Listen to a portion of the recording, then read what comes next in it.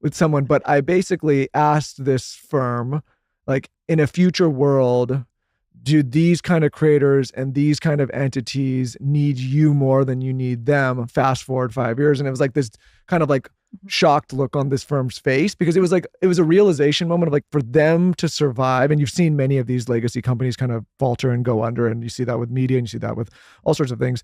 But it's like, I think there's finally this realization of like, oh shit, either we missed the boat or we got to take this very seriously, because in a future world, it could publishing or fashion or media, like if you don't start taking this economy seriously, like you're just not going to survive. And so it's been empowering for me as an operator, because I spend almost no time now trying to convince any of those people, and just like, hey, if you miss the boat, like I'll see you down the line 5 years or I won't. Yeah. You know what I mean? I think that this goes along though with being a disruptor. It's like you get to the point where you're like, I'm not in the business to convince you.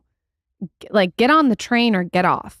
And it's just like, that's how being a disruptor is. And I think that this is all part of it. You're going to get the pushback. You can't blame certain people though. It's just a lot of people are scared of change. They don't like uncertainty. They like to keep the status quo. Or like you said, they're worried that their job's going to be diminished. The worst thing is someone said, we've always done it this way, so we have to keep doing this way. So like there's empathy to be deployed, but I just think the way I think about everything now is not what's going on right now, but what does this look like 4, 5, 6, 10 years down the line? I want to talk about us speaking at LTK, a conference that you guys have. It's an incredible conference that supports creators. You can get more into it. But when I was speaking, I recognized that there are women in this audience that are making $1 million+ a year.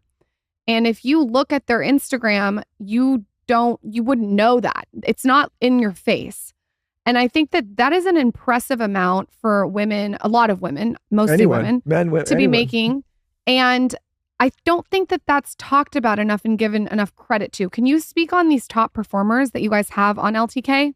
For sure.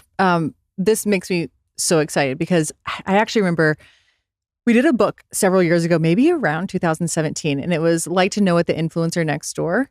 And my whole point in doing the book was on this journey to legitimize. It was like I was doing all of these things, anything I could to make sure that people understood the stories of these creators. So this book is global. It's 100 creators from around the world with their various stories of, one girl's like, I worked at Mac. I always wanted to like have my own makeup line. Then I became an LTK creator. I learned that I could, and now I do. And it's these really empowering stories. They're very short.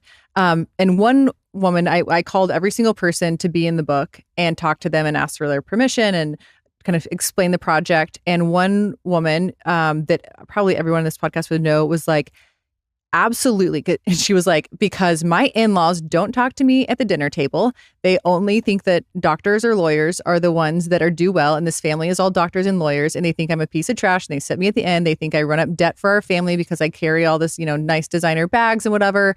And she was like, I'm so sick of people not understanding that my husband is a doctor and I make way more than him. And she was like, in this book, she was like, I'm going to give it to the whole family for Christmas. And it was like this like legitimacy, like proof point. And honestly, like you said, I think a lot of these, so there are now almost 250 women who are LTK millionaires. Wow. There's thousands of them that are making a full-time wage on LTK. And like you said, it's not overly obvious. There's several people, I can think of tons of examples where besides them and their spouse, like they don't change anything about their lifestyle. They don't change the content that they're writing about. And so people actually have no clue like what's going on behind the scenes.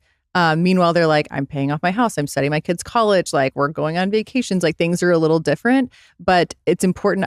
I talk to creators a lot about, hey, look, if you started, for example, in the like affordable fashion space and then you get rich and you want to talk about like really expensive stuff, like your audience didn't also get rich. And so that's like the fastest way to lose your business is to just like sort of alienate them. And so I think a lot of what you're kind of speaking to is like those women in the room.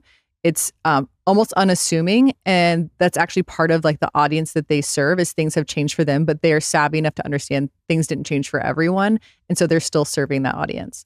I think that my journey with you guys has been so interesting because at first I was just linking out like the top I was wearing or the jeans I was wearing. And now what I've done is I've deployed massive strategy to make this as something to diversify my income. It's something that's like an extra thing where I have like a fashion budget or whatever that's really amazing. So now what I do is I link the entire outfit I'm wearing because you do get questions over DMs of exactly what it is. And I obviously, I do what I can, but I don't have time to answer every single one all the time. So it really is like a one-stop shop destination for the audience to really get all the points, from the cell phone cover that I'm using to the nail polish gel that I have on to even like the tennis bracelet I'm wearing. Like, it's like they really can get the full experience, and it's not pushy.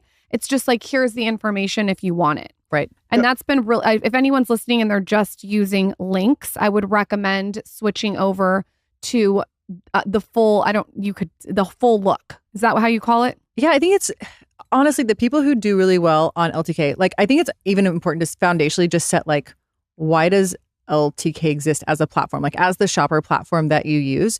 Because actually we started the business B2B. It was like totally behind the scenes. It was a system where we were actually just able to track what was happening between a creator, and then when they send their customer to that retailer, we're billing on it, we're paying out to the creator. It's all under the covers. The reason that we expanded to have that shopper side of the marketplace was that we launched, 2011. I had a blog. You used at the time Facebook or Twitter to drive traffic. Then Pinterest launched. You used that to drive traffic again back to the blog.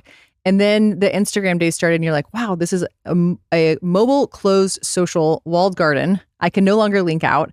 I've been hired, quote, hired by my audience to do this thing for them. Like, I'm helping them go shopping. It's really hard to take them shopping on Instagram. And so we actually and then, of course, then Snap came about, even harder to get your community to kind of provide that service to them. So with someone, but I basically asked this firm, like, in a future world, do these kind of creators and these kind of entities need you more than you need them? Fast forward 5 years. And it was like this kind of like shocked look on this firm's face, because it was a realization moment of like, for them to survive. And you've seen many of these like